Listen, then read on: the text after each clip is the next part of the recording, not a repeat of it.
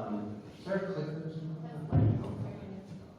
Okay, well, you already heard a very lengthy and probably a little too friendly introduction, but the best way to understand what I do is to understand we're an advocacy organization, and the best way to be an advocacy organization is to storytell and allow people to understand why you do what you do.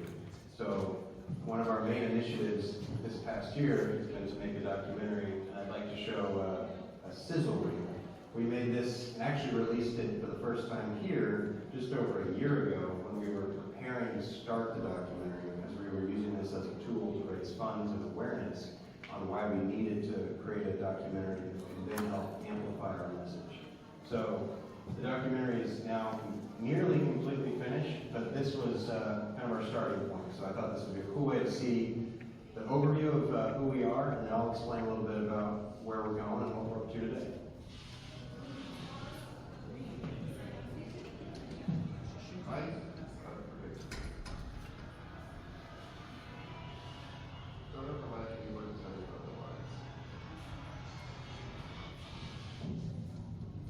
Hello, my name is Brian Benton, and I have Duchenne muscular dystrophy.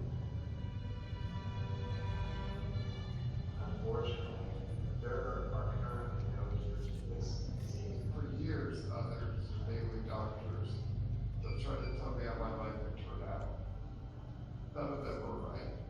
The orthopedic surgeon recognized something in the way Ryan stood up. He said, well, that's a classic symptom of muscular dystrophy. Being told at such a young age that I had a life expectancy of late teens to early 20s was not something any kid would take easily. Most kids die of the disease between the ages of about 17 to 24. Since your heart is a muscle also, usually they die of heart failure. When you're a kid, you ask your parents, well, how can I get better? Every research study that was out there would always be kind of a dead end. That's what our family kind of lumped into 100% when we found stem cell therapy. Ryan Bennett at 22 basically was given another couple years to live. We put our faith in Dr. Reardon. We figured at that point the worst thing that could happen to Ryan would be nothing. He was the first one, so it's kind of too good to be true. These are the first humans to get treated with this in the United States. They come to the muscle, which is inflamed. They secrete dystrophin, which is the molecule that's missing. In 2-3 months, it produces normal levels of dystrophin. Well, that only happens for a period of time, and the cells die off, and then have to retreat. The treatments worked and allowed him to regenerate muscle for the first time ever. Shortly after, he felt his muscles activating, breaking down, gaining new strength that he had never felt. They go, we don't know what to do because we've outlived all the other patients with Duchenne muscular dystrophies. There's plenty of things he can still do that can fulfill passion and drive. Recording our own stuff. Rise always come up with the impetus, the structure, the idea. Exactly. He's got to give you some of his work done. It's a lot. Sunshine Dreamers has like 5 albums right now that are being worked on. And Sunshine Dreamers is a collaboration with so many different people that come in, and Ryan will tell them his ideas, and they'll walk around until it's figured out. Right there. That word, that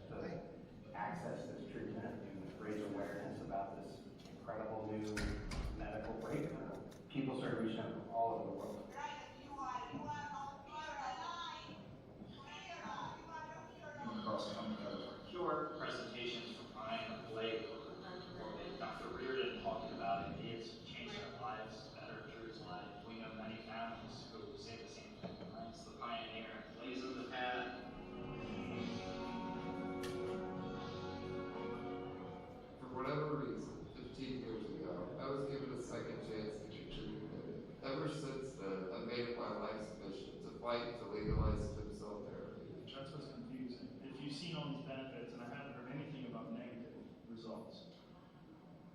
Yeah, I don't understand it myself. There's a lot of red tape. Waiting for the FDA to legalize stem cell therapy. Sometimes, no matter how well it's working, there's a number of factors that come into play that they don't want this therapy to come to fruition. You have vaccines, you have antibiotics, and now you have, global impact is gonna be greater than those two combined. We want to continue proving its effectiveness in treating this disease. In the tens of thousands of administrations that we've given, there have been no serious adverse events.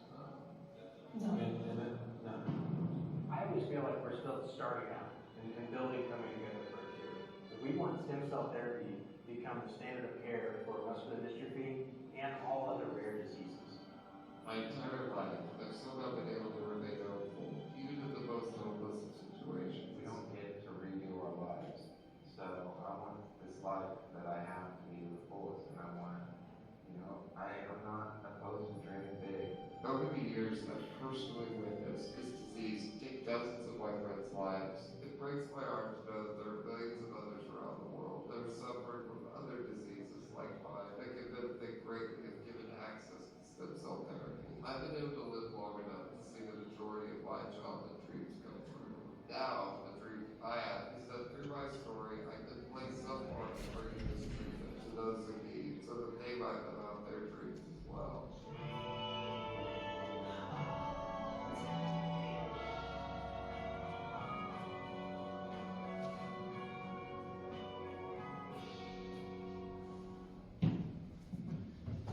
Well, I think it's pretty clear, anytime you want to start a nonprofit, you're really doing it because you're trying to solve a problem, and because you have a passion for that problem you're trying to solve.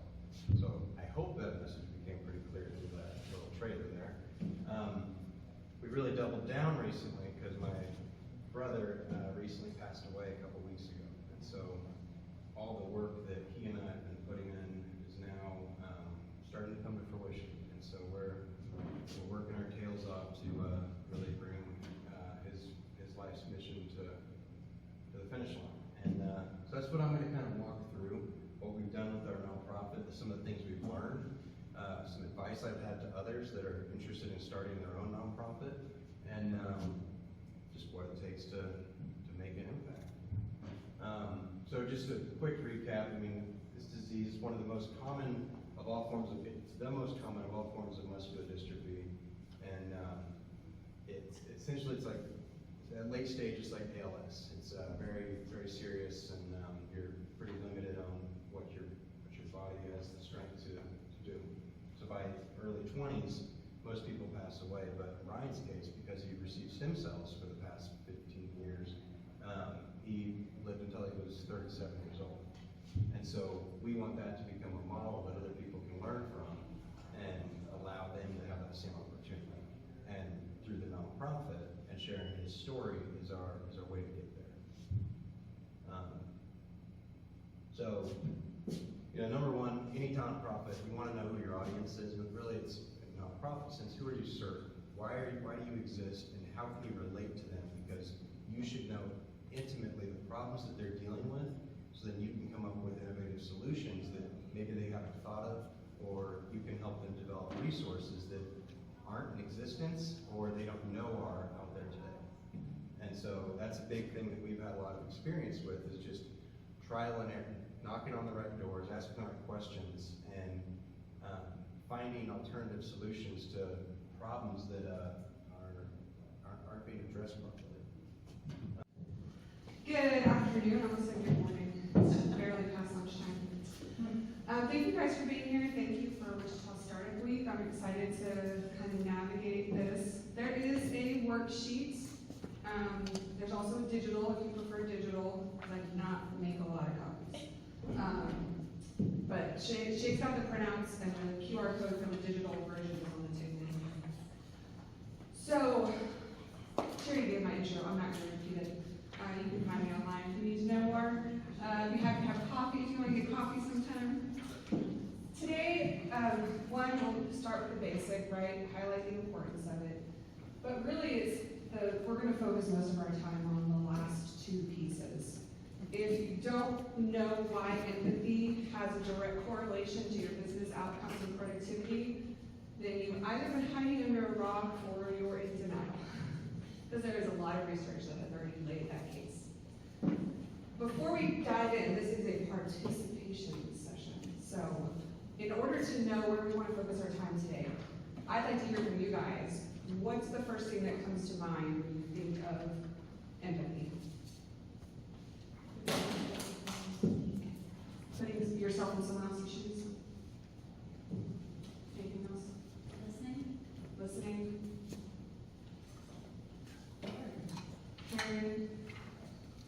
Being present in that moment.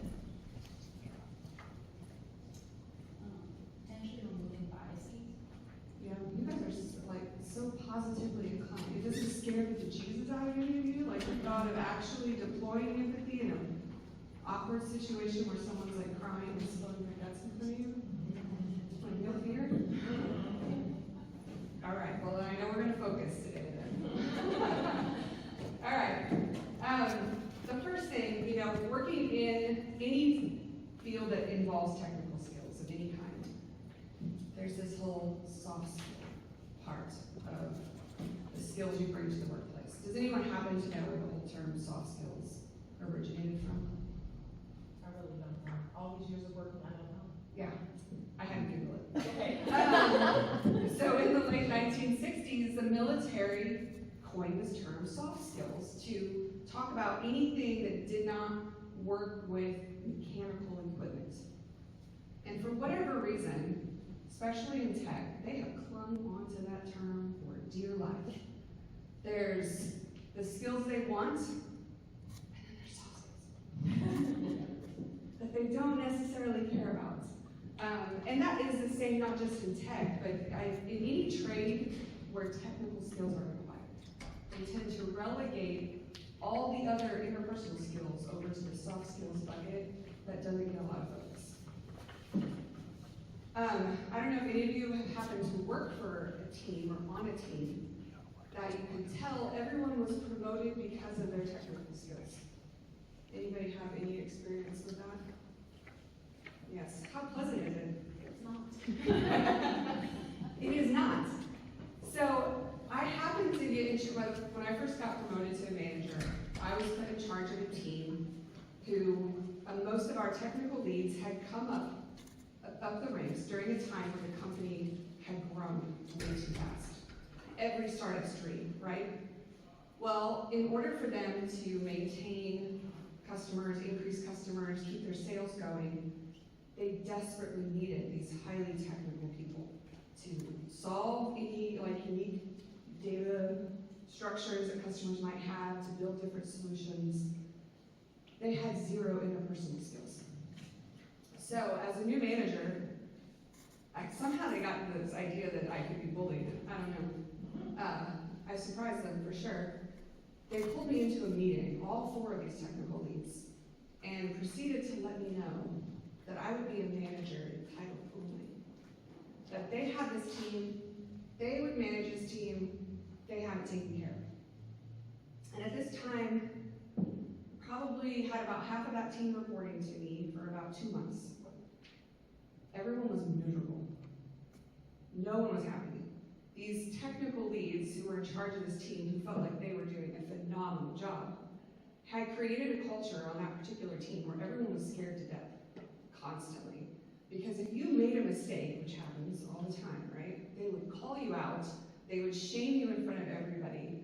So the only people that stayed were a very specific personality type, where they were like, bring it on.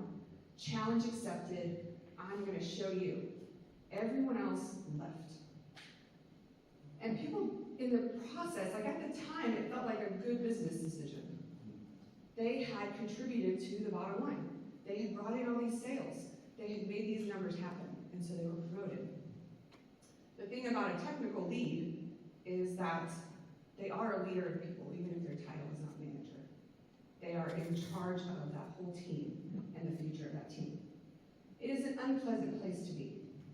Now, I am not saying that soft skills should outweigh technical skills. The best hiring I have seen happen across teams is when you have your standard of technical skills, whatever that is, whatever it is, they need to have this basic aptitude, right? And the ability to learn more because it's always changing. What happens a lot of times though is, I talk with my hands a lot. I may shake in the handheld microphone, so I wouldn't move my hands too much. Here I am, like struggling now. What happens a lot of times is they put all their focus and weight on interviews and hiring on the technical skills. And, you know, okay, they're not gonna like sabotage anybody at work. That's their basic requirement for soft skills. And so you end up hiring like this. My argument, and the case I'm making for empathy, is that we hire, sometimes the person's gonna have technical skills up here, and they're gonna have soft skills right here. And sometimes they're gonna have technical skills right here, and soft skills right here. The point is to give weight to the soft skills, not just technical skills.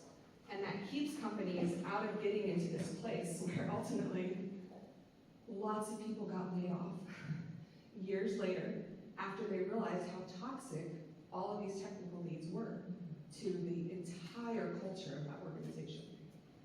You want to avoid that. It's really painful to rehire and train somebody. So, let's dive into empathy. Any Brene Brown fans in the room? Love her.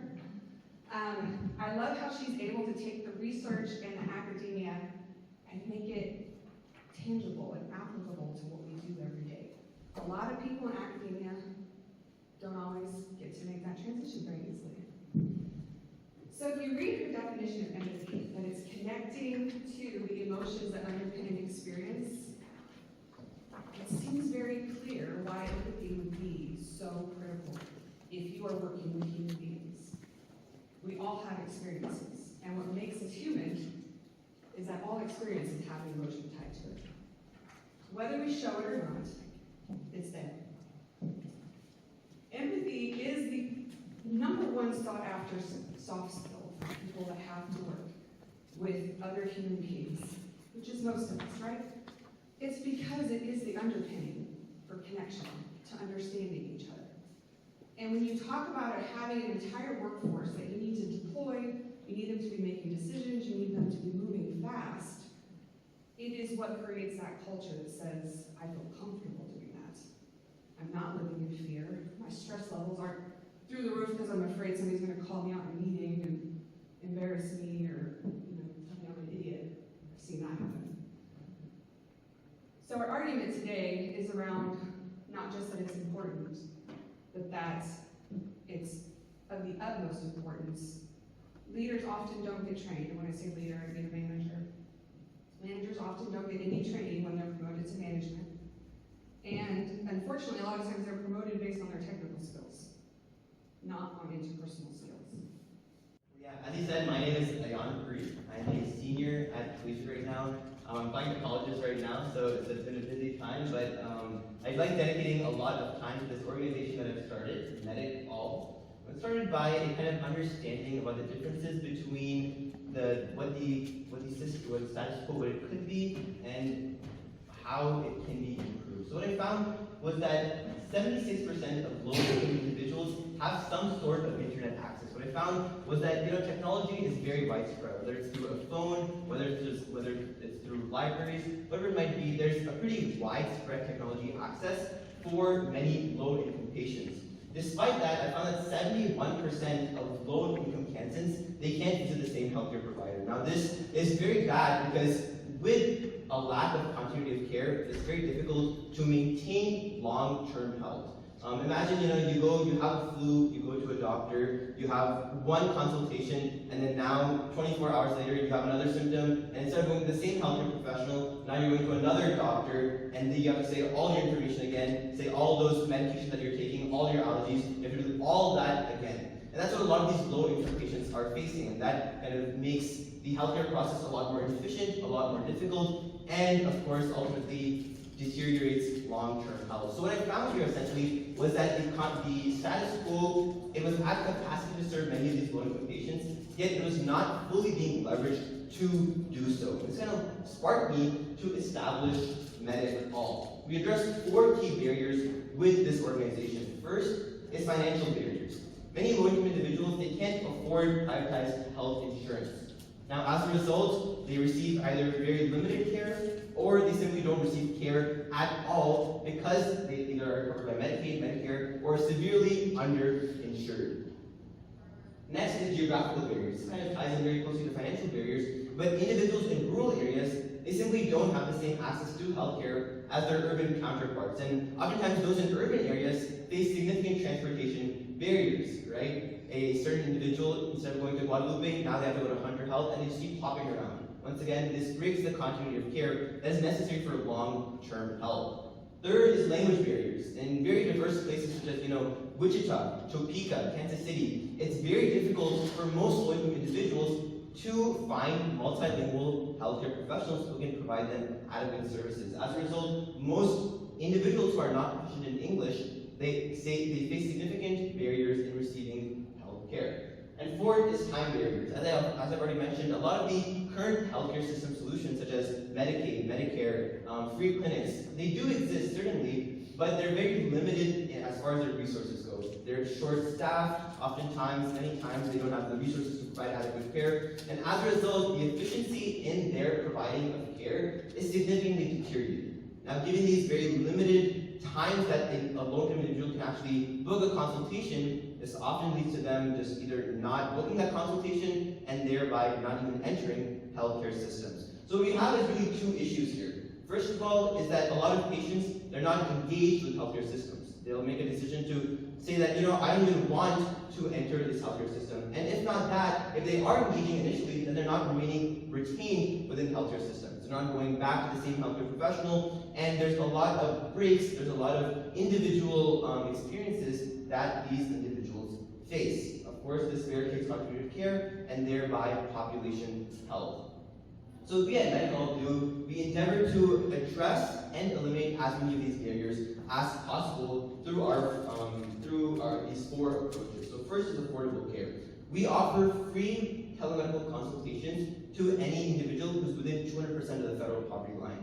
And we use volunteering healthcare professionals to do so, and our goal is to provide the same quality of privatized healthcare at a cost-free level. Second is accommodative healthcare. We offer services ranging from 8 a.m. to 9 p.m. all 7 days of the week. And kind of offering this very wide breadth of healthcare services, our goal is to leverage this telemedical platform to increase the times that a certain low-income individual can actually book a consultation and thereby receive care.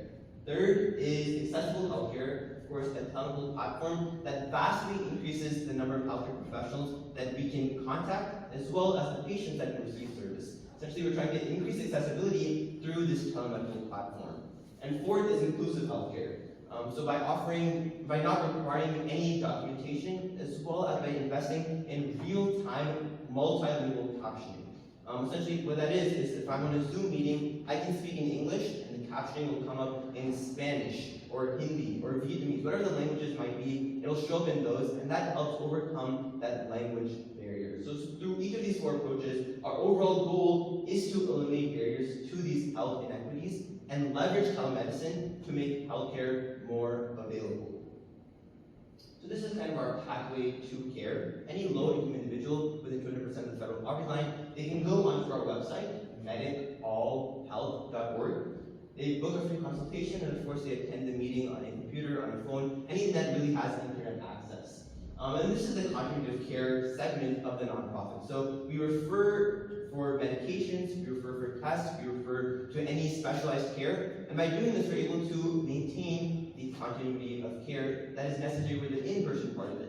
In addition, we're investing in daily check-ins. So if I had a consultation a month ago and I want to update my provider on certain information, like I did a test and this is my heart rate, whatever it might be, this is my blood pressure, I can digitally input that information and a report will be sent to the healthcare professional, and therefore thereby that can be used to create further prognosis and further details for the healthcare professional and for the patient.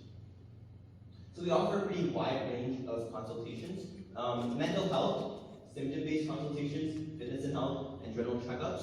Right now we're in our soft launch, so we're not providing full services. We're focusing on the symptom-based consultations and our general checkups. But as we continue to grow, we certainly expect to expand to our mental health and fitness and health consultations. And obviously we understand that there are certain barriers, especially with mental health. A big part of the mental health is that in-person interaction. However, by providing a very easy first step to access to care, we hope to kind of invigorate this passion for receiving access to mental health services. So this is kind of our volunteering healthcare professional side of things. The Medi-Vol platform, it utilizes micro-volunteering. So in a lot of current healthcare systems, in order for a healthcare professional, in order for them to volunteer, they have to dedicate like a half a day or a full day. And that's a pretty big deal breaker for a lot of these healthcare professionals. They can't, dedicate that much time outside of their work. So what we have on our platform is that individuals can volunteer in simply 20-minute slots. For example, if I'm a healthcare professional, I can say I want to volunteer on a Tuesday night from 7 to 7:20 p.m. I have those free 20 minutes and I'd love to volunteer. So using that micro-volunteering, we make volunteering a lot more accessible and a lot more convenient for a lot of these healthcare professionals. And that's a big step in having them be a part of our platform. Thank you. I gotta stand up. How are you all today? Doing all right? Okay. You gotta have some energy. Again, my name is Christina Long. I am the very proud president and CEO of Create Campaign, where we do activate urban entrepreneurs in the Midwest to launch, innovate, and grow. How many Create Campaigners are in the audience today? I see family.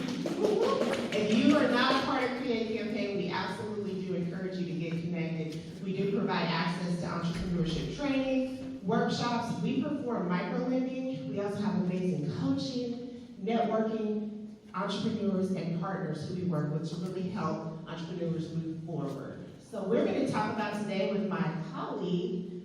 Hold on just a second. Okay. You might have to advance it for me. This is important. Just No worries.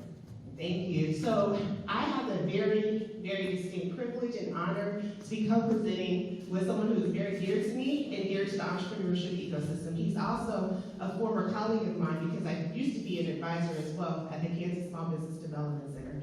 So Frank Coriego, take your introduction, Mom. Thank you, Christina.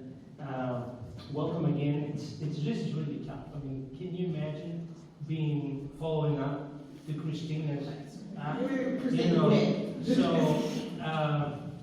I am with the Wichita State University Business Development Center. The KSBD or the SBDC Small Business Development Center are part of a national network, also statewide. Every major university in just about every state in the union does have a center similar to ours. Notice that I said similar.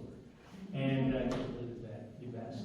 But what we do is we work with entrepreneurs as well as existing businesses.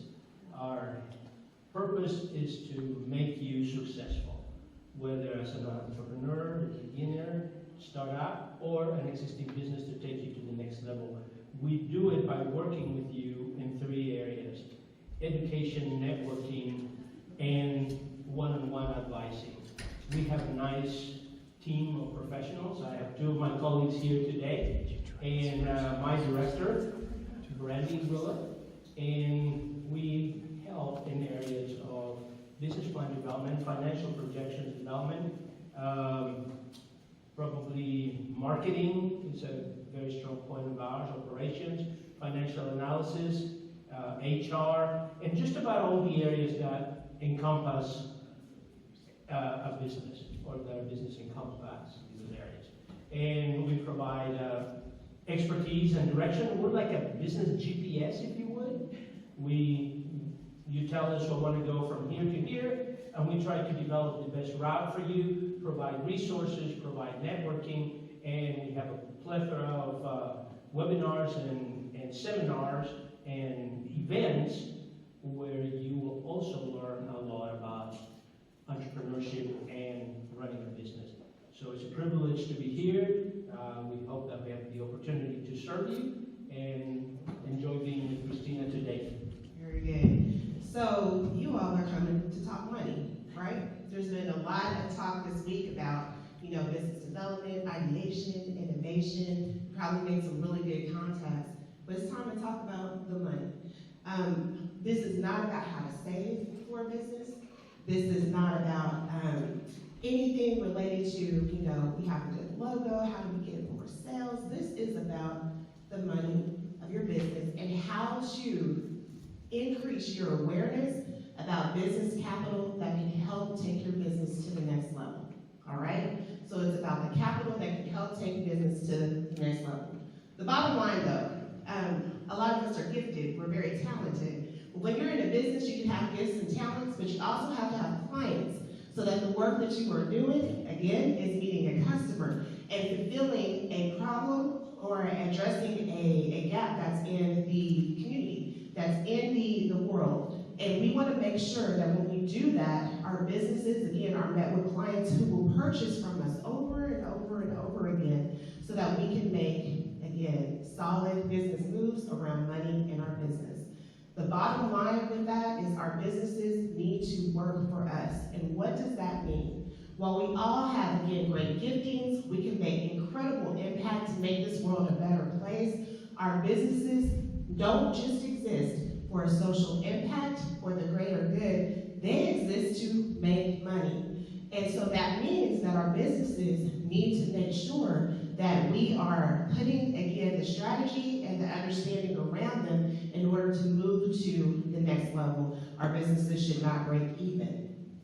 Okay, I'm going to say that again. Our businesses should not break even. Our businesses should show up in ways that impact our household budgets so that we as individuals can go on and accomplish great things, all right?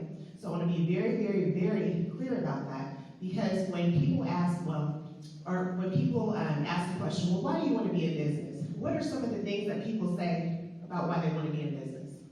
They're passionate. Passionate, what else? To make a difference? Okay, to make money, but yes. Control and to make money, but that's all of that, right here. Because if everybody's gonna pay me out, it's gonna be me. Oh, my. Okay, if everybody's gonna be else. All of those things do matter. Frank, what were you gonna say? Independence. All of those things do matter. All of those things are great reasons to be in business. But again, businesses make money. So our goal, we want to be able to build a business to be profitable. Some of the most important decisions in your business will be made from your financials. You need to spend the time to plan, manage, invest, and direct your company's growth with finances in mind. That's just some level setting, all right? That's just some basic level setting. Can we all agree to these statements as truths in terms of having a profitable business that needs to work for your household and all of the above? Because we cannot talk about then how we get capital in the business until we agree on this.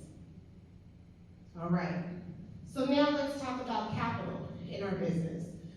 You know, when I first got into the entrepreneurship community, I too am a business owner, all right? And bootstrapping was a thing. You didn't have a lot of access to capital when you're starting up, at least I didn't. And so I looked for a business that had very low overhead. And in the environments in which I grew up, we were told, don't take out money that you cannot afford to repay, right? And even, it was looked down upon sometimes to even access others' money, access lending as an option for our business. We can do it on our own, we can reinvest. And that is valuable, that's a valuable mentality. But if you're wanting to grow a business of scale and significance, sometimes you may need to look at using other capital, other funds to help hit and meet your business goals more quickly than what self-investing, reinvesting, and bootstrapping can do in your business. And so, being around great folks like the Kansas Small Business Development Center, where I was a client as well, other bankers, we began to have real conversations about money and business. You can't take on debt, that term debt, as a tool in your company if you can demonstrate an ability to repay, and if your business is on the path of being profitable. Loans, capital can become a tool, not a burden, okay? And not anything to be disgraced by. I'm just gonna be real, okay?